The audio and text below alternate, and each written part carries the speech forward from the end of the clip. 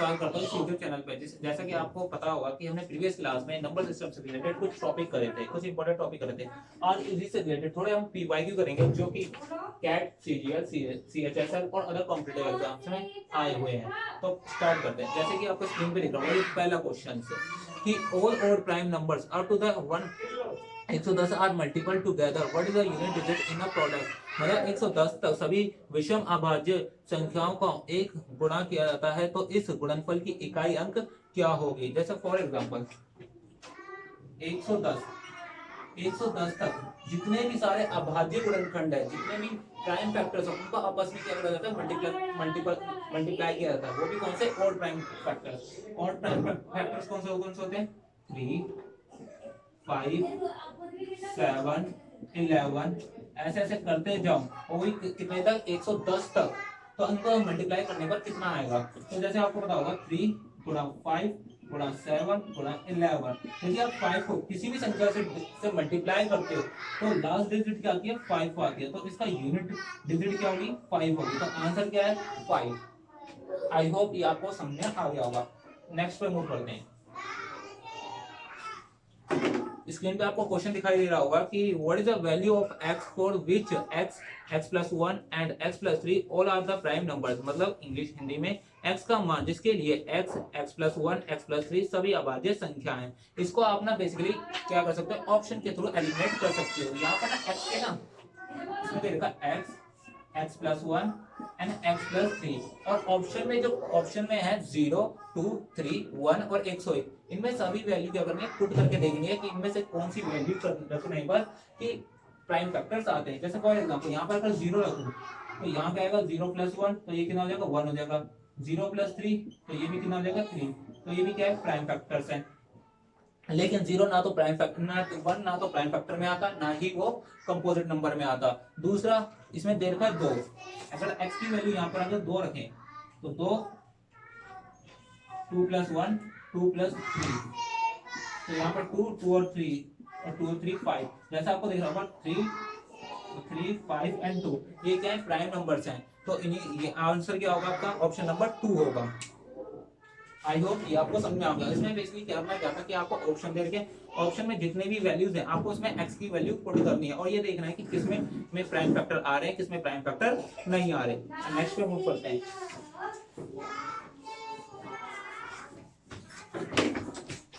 Next question दे रखा है कि इफ n स्क्वायर माइनस 33 और n square minus 31 and n square minus 29 are the prime numbers, then what is the number of possible value of n where the n is an integer. मतलब हिंदी में n की power 2 minus में 33, n की power 2 minus में 31 and n की power 2 minus में 39 एक अभाज्य संख्या है, मतलब प्राइम फैक्टर है। n के उन संभावित मान बता सकते हैं कि जहां पर n की वैल्यू क्या रख सकते हो? पुट कर सकते हो। जैसे कि आपको पता होगा कि हमने एक बताया था कि ओनली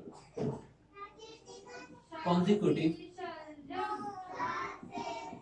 प्राइम नंबर का कॉन्जिक्यूटिव प्राइम नंबर का केवल एक ही सेट होता है। वो कौन सा होता है? 3, 5, 7।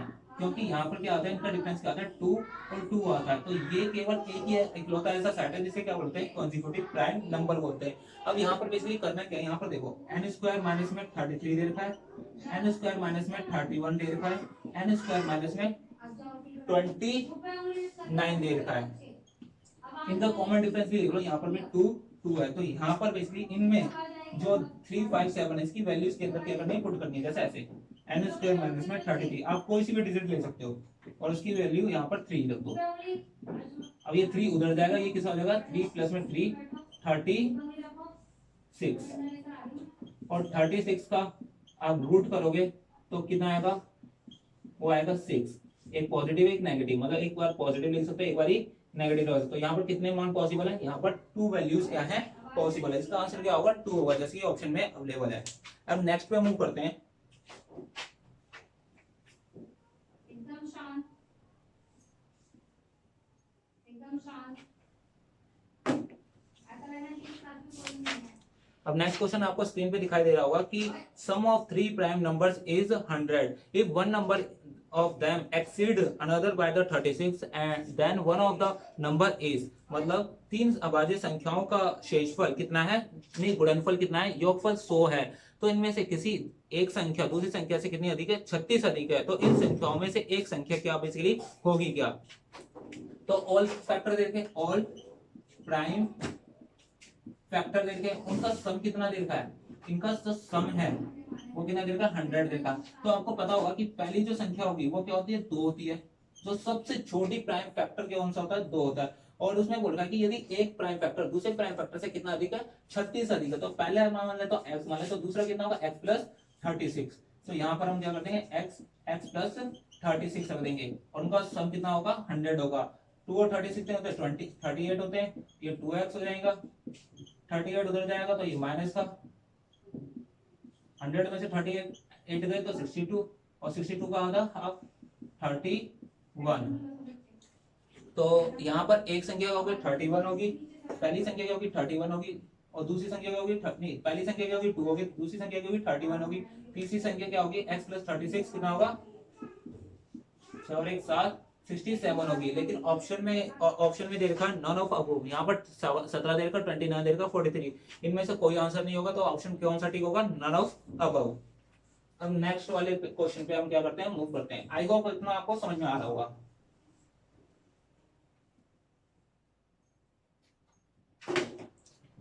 अब इनमें से जो नेक्स्ट क्वेश्चन है ये देखा है कि which one of the following rational number has non terminating repeating and decimal expansion. जैसे कि आपको पता होगा कि डेसिमल एक्सपेंशन की हमने बात करी थी, किसकी बात करी थी, डेसिमल एक्सपेंशन की। डेसिमल एक्सपेंशन के अंदर दो चीजें आती हैं, एक होते हैं टर्मिनेटिंग नंबर, एक होते हैं टर्मिनेटिंग नंबर, एक होते हैं और एक होते हैं non terminating number, non terminating number.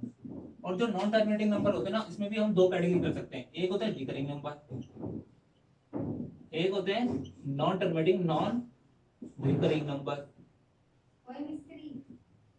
जो टर्मिनेटिंग नंबर होता है उसमें रिमाइंडर हमेशा क्या आता है, 0 आता है, ठीक है। और ये क्या होते हैं, हमेशा रेशनल नंबर होते हैं, ये क्या होते हैं, रेशनल नंबर भी होते हैं।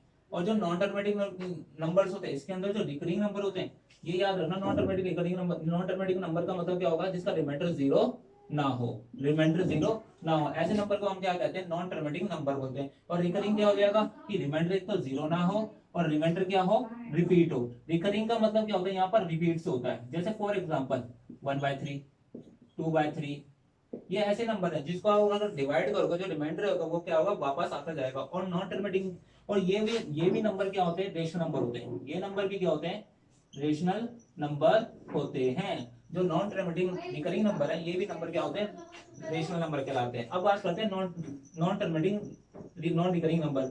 ये क्या होते हैं, इनका भी रिमाइंडर 0 नहीं होता, और खास बात ये होती है कि इनका रिमाइंडर क्या होता है, रिपीट भी नहीं होता। इनका रिमाइंडर क्या नहीं होता, रिपीट भी नहीं होता। जैसे √2, √3, इनकी जो वैल्यू होगी वो अप्रोक्स में दी जाती है। ऐसा क्यों दिया जाता है आपको, क्योंकि इनको डिवाइड करने पर ये जो डिवाइड है ना, ये चलता जाता है, चलता जाता है, चलता जाता है, इसका कोई एंड ही नहीं है। इसीलिए इसकी जो वैल्यू है वो क्या है, अप्रोक्स में दी जाती है। जैसे 22/7, जिसे पाई भी बोलते हैं। अब देखो क्वेश्चन में क्या बोल रहा है कि इनमें से जो ऑप्शन देते हैं उनको हमें चेक करना है कि इनमें से हमें बताना है कि नॉन टर्मिनेटिंग रिपीटिंग नंबर, मतलब नॉन टर्मिनेटिंग रिकरिंग नंबर, ऐसे नंबर जिनका रिमाइंडर एक तो 0 नहीं होगा और रिमाइंडर क्या होगा, रिपीट होगा, ऐसे नंबर कौन से होंगे। तो बताने, तो स्टार्ट करते हैं। जो पहला ऑप्शन दे नहीं, जो हमें इनमें से जो ऑप्शन दे रखा है 15,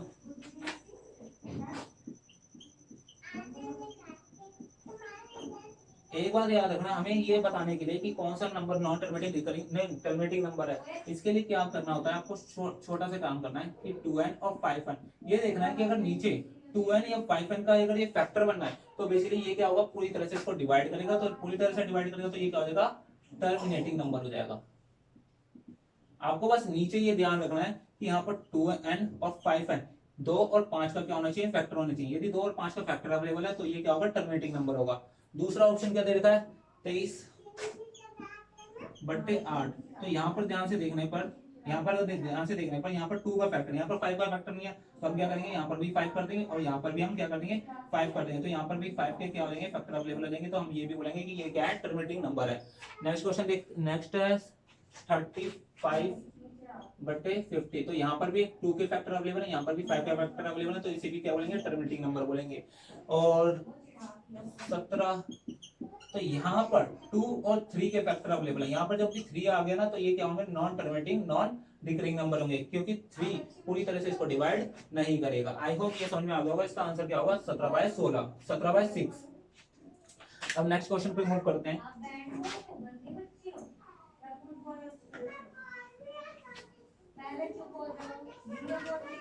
आई होप आपको धीरे धीरे इतना समझ में आ रहा होगा। ये सारे ना कैट, सीजीएल और सीएचएस में आए हुए क्वेश्चंस है। अब आगे मूव करते हैं।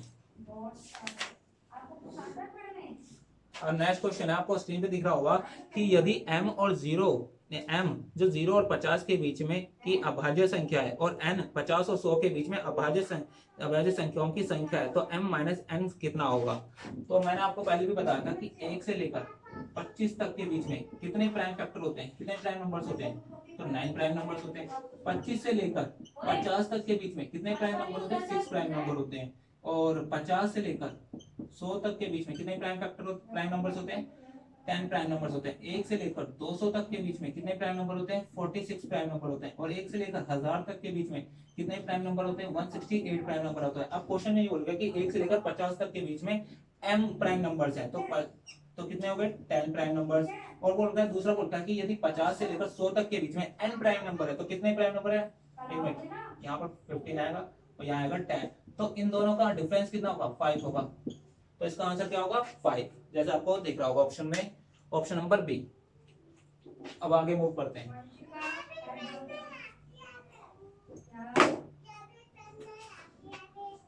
दूसरा नहीं, एंड नेक्स्ट क्वेश्चन है कि 3 नंबर जो एक दूसरे के सहभाज्य हैं, मतलब को प्राइम नंबर है। को प्राइम नंबर्स कौन से होते हैं, को प्राइम नंबर जिन्हें अक्सर रिलेटिव प्राइम नंबर भी बोला जाता है। क्या बोला जाता है, रिलेटिव प्राइम नंबर्स भी बोला जाता है। ऐसे नंबर जिनका क्या होना चाहिए, एचसीएफ क्या होना चाहिए, 1 होना चाहिए, मतलब कॉमन डिफरेंस क्या होना चाहिए, कॉमन डिफरेंस कितना होना चाहिए, 1 आना चाहिए। ऐसे नंबर को क्या बोलते हैं, को प्राइम नंबर।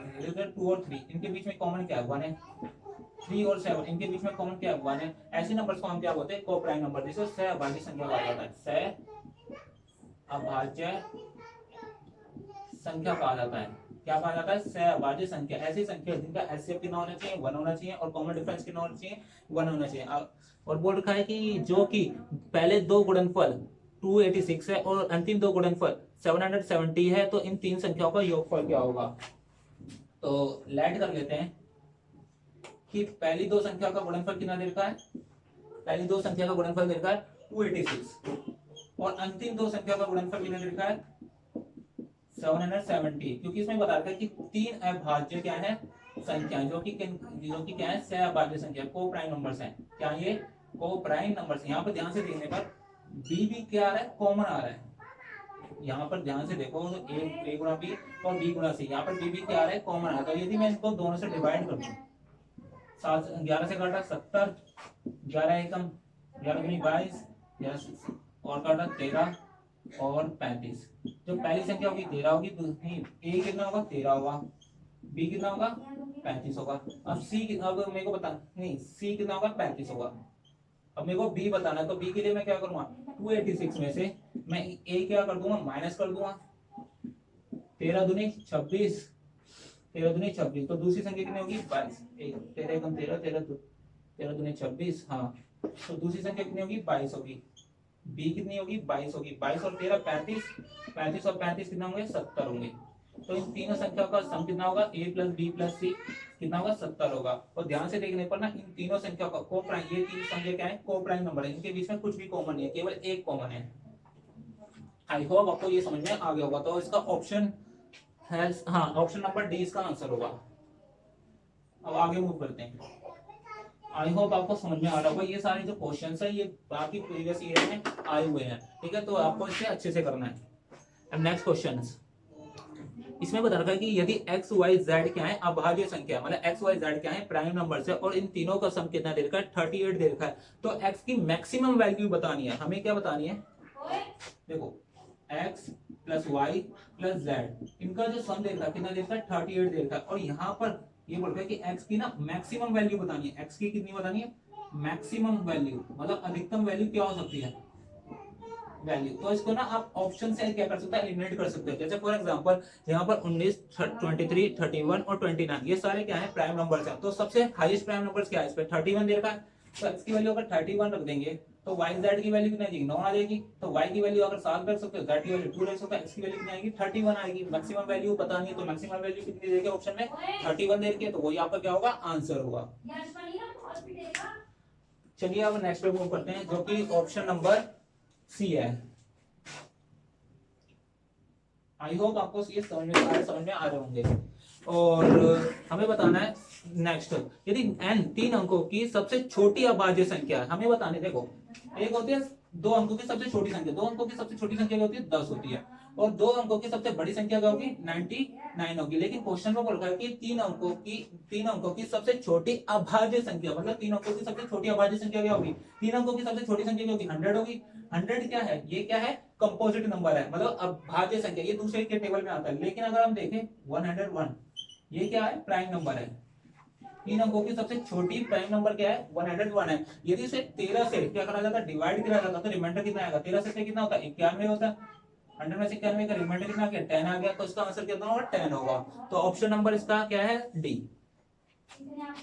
तो ये ध्यान रखना, 2 अंकों की सबसे छोटी संख्या क्या है, 10 है। 2 अंकों की सबसे बड़ी संख्या क्या होगी, 99 होगी। और 3 अंकों की सबसे छोटी संख्या क्या होगी, 100 होगी। और 3 अंकों की सबसे बड़ी संख्या क्या होगी, 999 होगी। लेकिन अगर पूछ ले 3 अंकों की सबसे छोटी अभाज्य संख्या क्या होगी, तो वो क्या होगी, 101 होगी। क्योंकि 101 किसी के टेबल में नहीं आता, केवल अपने टेबल में आता है। ये बात आपको याद रखनी है।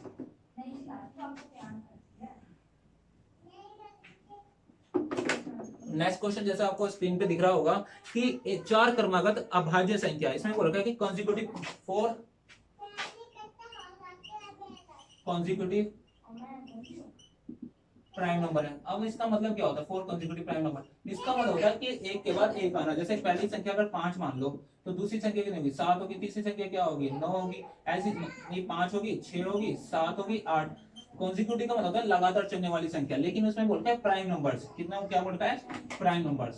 तो लेट कर लूंगा कि 4 क्या होगी, ए होगी, एक दूसरी क्या होगी, बी होगी, तीसरी क्या होगी, सी होगी, चौथी क्या होगी, डी होगी। और इसमें बोलता है कि पहले 3 संख्याओं का गुणनफल कितना दे रखा है, 385 दे रखा है।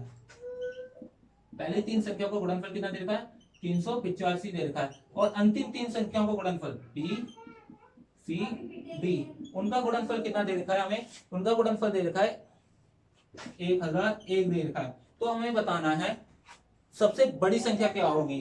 तो ध्यान से देखने पर बी और सी, बी सी इन दोनों में कॉमन है। अगर मैं इनको एलिमिनेट कर दूं तो ए की वैल्यू और डी की वैल्यू आ जाएगी।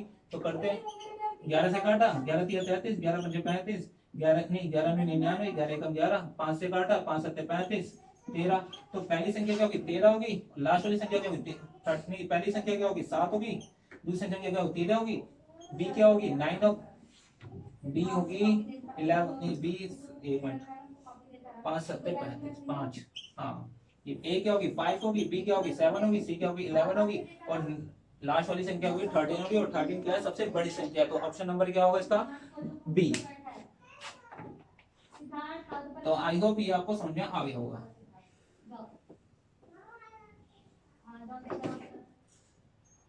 अब नेक्स्ट क्वेश्चन, जैसा आपको स्क्रीन पे दिख रहा होगा, how many pairs of natural numbers are there such that difference of their square of is 35। ये क्वेश्चन बहुत इंपॉर्टेंट है। जब भी ऐसे क्वेश्चन पूछ ले, how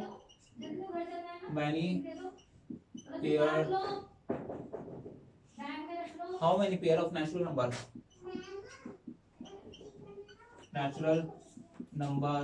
are there such that their difference कितना दे रखा है, 35 दे रखा है। तो इन क्वेश्चनों को करने का तरीका क्या है, इन क्वेश्चनों को हमें बताना है कि ऐसे कितने पेयर हो सकते हैं जिनका जो डिफरेंस है वो 35 हो। तो ए स्क्वायर माइनस बी स्क्वायर कर लेता हूँ 35। और ए स्क्वायर बी स्क्वायर को किसमें तोड़ सकते हैं, ए प्लस बी, ए माइनस बी। अब यहाँ पर ना एक चीज ना याद रखनी है कि ए प्लस बी यदि ओड है, ए प्लस बी संख्या क्या है यदि ओड आ रही है, तो आपको ए माइनस बी भी क्या लेनी पड़ेगी, ओड लेनी पड़ेगी। ऐसा क्यों है, क्योंकि यदि आप ओड ओड को क्या कर सकते हो, ओड प्लस ओड लेते हो, तो वो और डिवाइड करते हो तो क्या आंसर क्या आता है, E1 आता है। यदि आप इसकी जगह E1 लेते हो तो ये भी आपको क्या लेनी पड़ेगी, E1 संख्या लेनी पड़ेगी। क्यों? क्योंकि यदि आप E1 को क्या करते हो, प्लस करके 2 से डिवाइड करते हो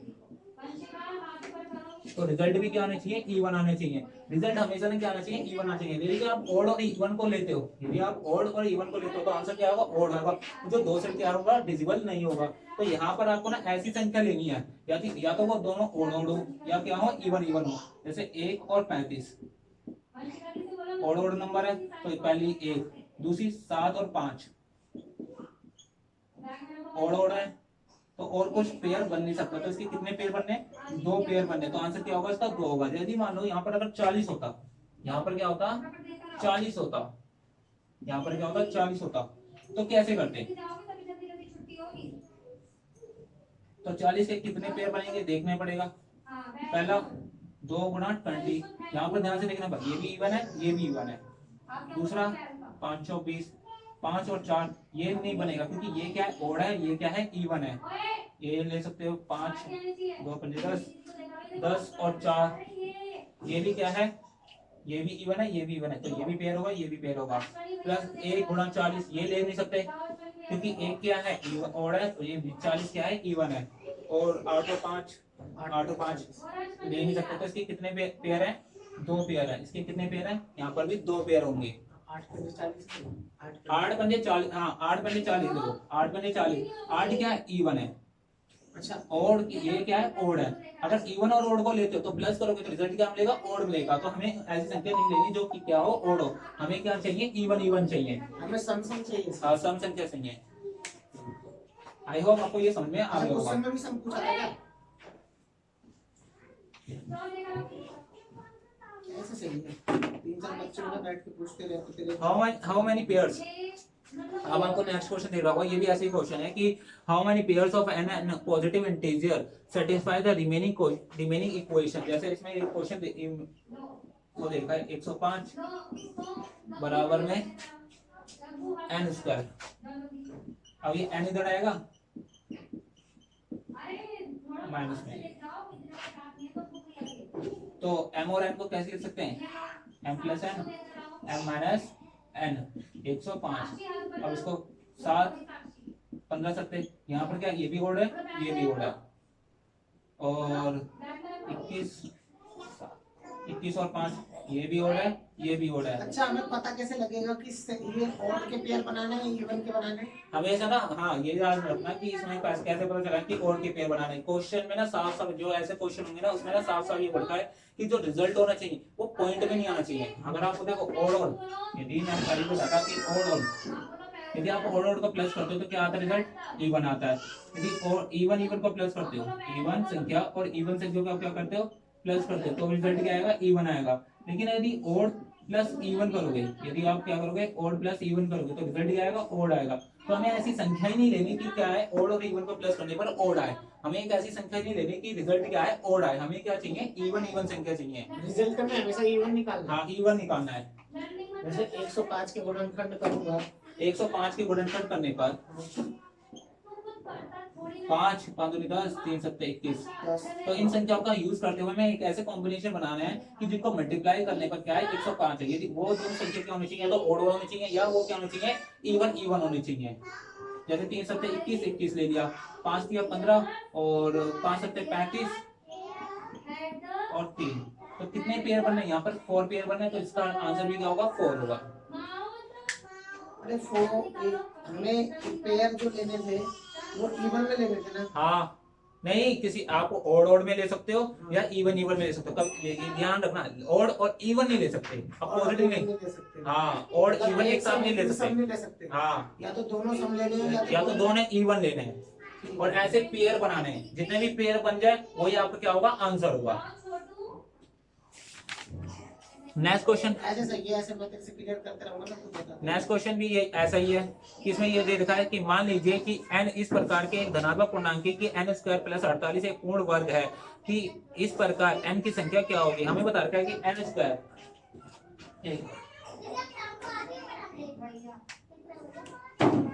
प्लस में 48 एक पूर्ण वर्ग है। पूर्ण वर्ग होगा तो मान लेता हूं x, इन दोनों को मिलाकर ये क्या बनता है, पूर्ण वर्ग बनता है। तो ये भी ऐसे ही होगा, माइनस इसको कुछ और मान लेता हूँ, के मान लेता हूँ। एन स्क्वायर माइनस के इक्वल टू 48। इसको क्या करूंगा, एक बार प्लस में लिखूंगा, एक बार ही माइनस में लिखूंगा। तो इसके भी हमें एक ऐसे पेयर बनाने हैं कि जो दोनों क्या हो, या तो ओड हो या क्या हो, इवन इवन हो। जैसे 2 गुणा 24, 24 दूनी क्या होता है 48 होता है, और 6 अट्ठे 48, ठीक है। और 12 कम 12, 12 दूनी नहीं 12 चौक 48। इसके कितने पेयर बनने हैं, केवल 3 पेयर बनने हैं, इसके अलावा कोई पेयर नहीं बनना कि जिससे क्या है 48 आए। हमें ध्यान रखना कि हमें इवन और ओड, मतलब ये दोनों अपोजिट संख्या नहीं लेनी, केवल इवन इवन लेनी है या ओड ओड लेनी है। मतलब फैक्टर में हमें ऐसी संख्या चाहिए कि दोनों में तरफ क्या हो, इवन इवन हो या दोनों तरफ ओड ओड हो, ठीक है। तो इसका आंसर कितना होगा 3। कितने पेयर बनने हैं इसके, 3 पेयर बनने हैं। इसके कितने पेयर बनने हैं, 3 पेयर बनने हैं। तो इसका आंसर कितना होगा 3 होगा। आई होप ये वाला क्वेश्चन भी आपको समझ में आ गया होगा। तो आई होप हमने बहुत सारे क्वेश्चन कर लिए होंगे, और नेक्स्ट क्लास में हम और क्वेश्चन करेंगे। जो ये सारे जो क्वेश्चन है वो कैट सीजीएल और सीएसएल अदर कॉम्पिटिटिव एग्जाम्स में आए हुए हैं। तो अगर आपको वीडियो अच्छी लगी तो do subscribe, like, share and comment, ठीक है। यदि आपको कोई क्वेश्चन समझ में ना आए तो आप उसमें कमेंट सेक्शन में लिख सकते हैं। धन्यवाद।